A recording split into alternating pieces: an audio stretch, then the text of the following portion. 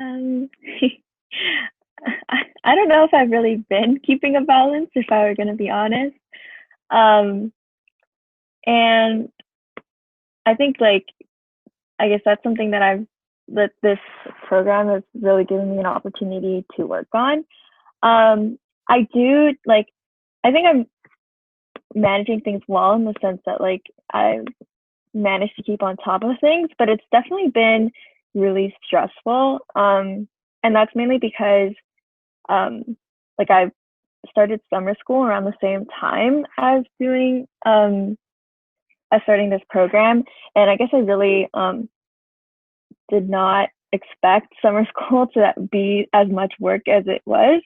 I think that's mainly because of, like, the way that my courses are run. It's like they're kind of inquiry based, so it's a lot of, like, your own research and your own it's inquiry. So you're not. It's not really a structured program. So the amount you work that you put into it really depends on you. And I'm the type of person that's very, like, meticulous and like, kind of, like, likes to know everything. So when you're researching things like platelets or like, just like right now I'm doing a course where we're studying the SARS-CoV-2 virus and the remdesivir, which is, like, has been a therapeutic that's been tested as a treatment option. And, like, when you're just kind of thrown into that topic and there's so many things that you don't know, like, I like to research everything. So I spent a lot of time doing that and, like, trying to keep that commitment also because they're also group work courses. So I forgot to mention that. So keeping up that commitment to other people and then keeping up the commitment to the students that are part of my program, and then also keeping up with the commitment to, like, my friends and my family, and as well as the students I also tutor on the side. It's definitely been a lot for me, and I think, um, like I think I've made it a lot more stressful than it has to be because when whenever something involves people, like, that's something that really is close to home with me. Like, I don't like letting other people down, and I like to keep on my promises. So I think it's been a fairly stressful week in terms of keeping on top of it. Though I think I've, like, barely managed to, like, be on top of everything by, like, doing, like, I think I'm a fairly organized person, so I always do checklists the night before of, like, things I need to do, and I like to plan out my time really well. And I tried to implement that also within the courses that I'm doing and encouraging that for my group members so that, like, I kind of know what I'm getting into for the next upcoming days. So yeah. Yeah, I can agree with a lot of the things you say. Like being a student, it's not always easy, but what I will say is whenever I'm doing seniors with skills related stuff, for the past few years, it's never really felt like work for me. It's always been my break. It's always been really fun. Whenever I check my email and hear about a volunteer who has started, their own chapter and, how great it's been going, like, that gets me really excited. Honestly, I really enjoy all of the things I do with seniors with skills. So that's my break from school.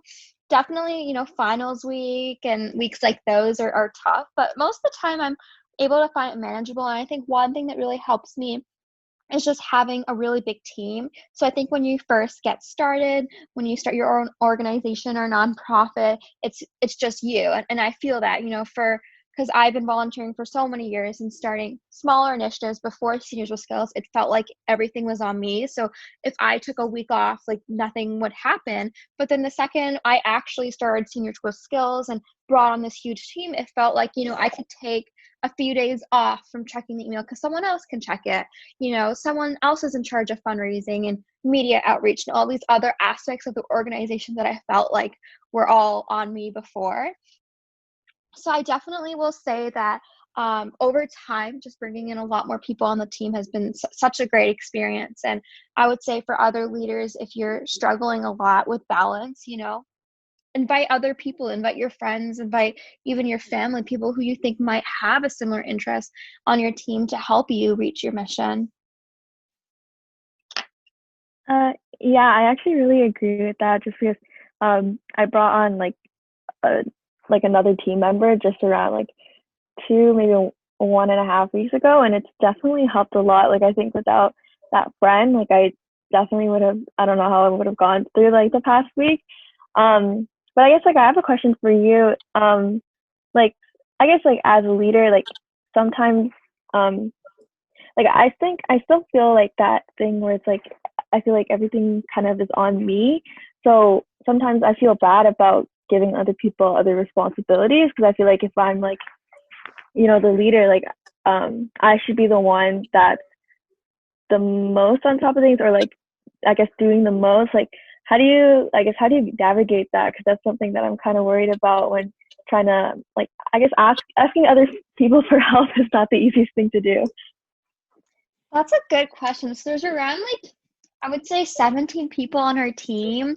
And I would say that, yeah, it definitely gets easier over time. But the biggest thing is like you have to realize a lot of things when you do start delegating tasks to other people are going to be out of your control.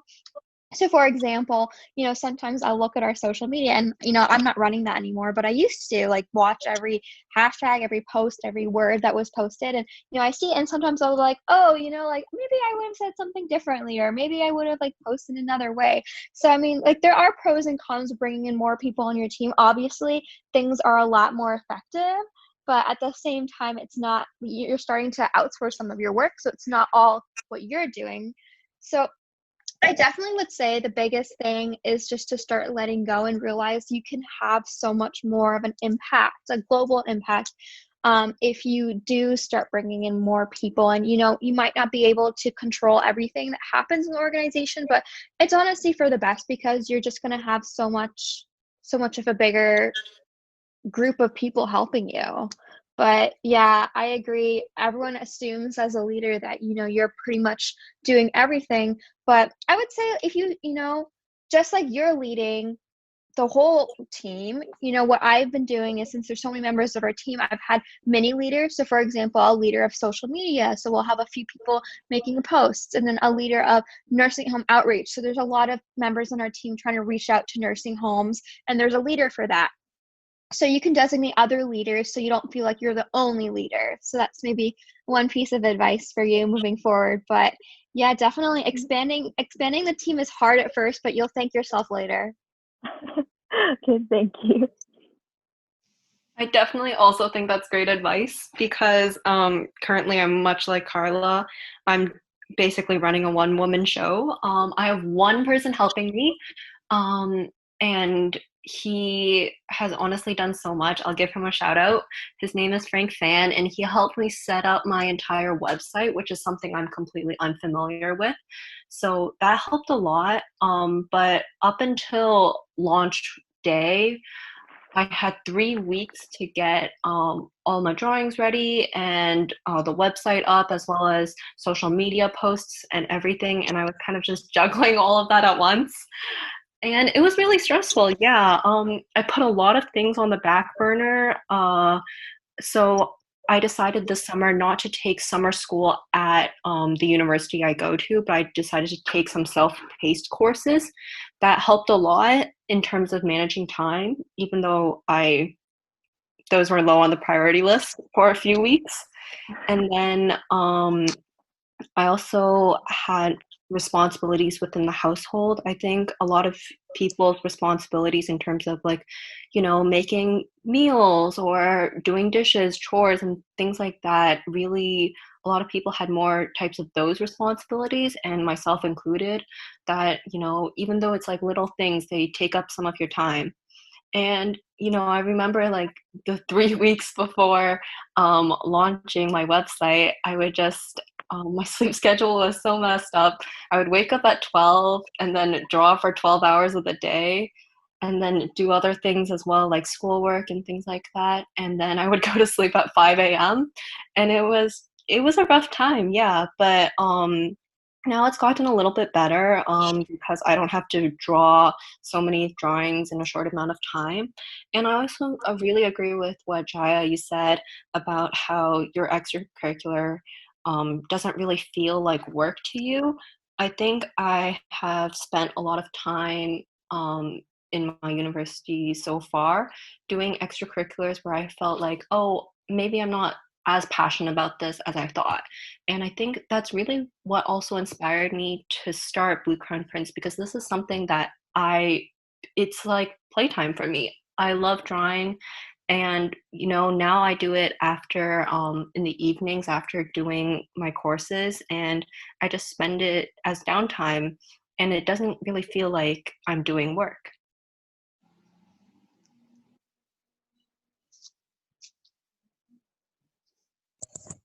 Yeah, that's great to hear how passionate you guys are about your initiatives and how much work has gone into them, even though, and again, it's enjoyable work. So that's something that's really great. And of course, it's really been like a long process that you must have gone through like your setup and through launching your initiatives and the entire process, and as well as running them.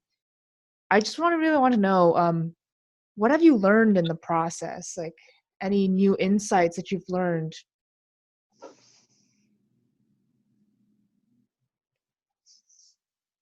I think I need to think about that one a little bit. So if Karen or Jaya want to jump in, go ahead.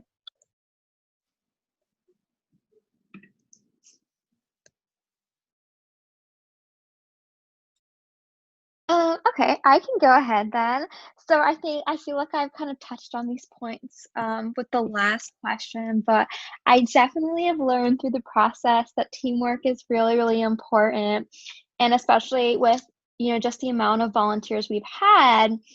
One of the aspects that's really been a challenge for us to work with is figuring out how we're going to train all of our volunteers, because now we've started mandating background checks, background checks or police checks. We have sexual harassment prevention training. We have an online live training. We have like a training module course. So, just to ensure the safety of seniors, we have to go through all these regulations, and then we have like tax regulations, and then just so many things that go hand in hand with being a nonprofit. So I have to say teamwork is definitely the most important thing I've learned, just making sure that we're all working together and we're staying on top of all the things we need to. And I think, the other thing I would put in here is just a lot of people feel that, just because they're at home, they can't have an impact. But I've been seeing so many of our volunteers really just brighten the days of so many senior citizens. And to me, that is a huge impact. And, I do want to encourage everyone who's listening to this to know, just because you are at home, it doesn't mean that you can't help in any way. You don't necessarily have to be on the front line to make a difference in someone else's life. And a lot of university and young students like myself, I really do encourage you all to participate in initiatives like these, the ones I talked about, as well as Carla and Karen, because there's so much you guys can do from home. So yeah.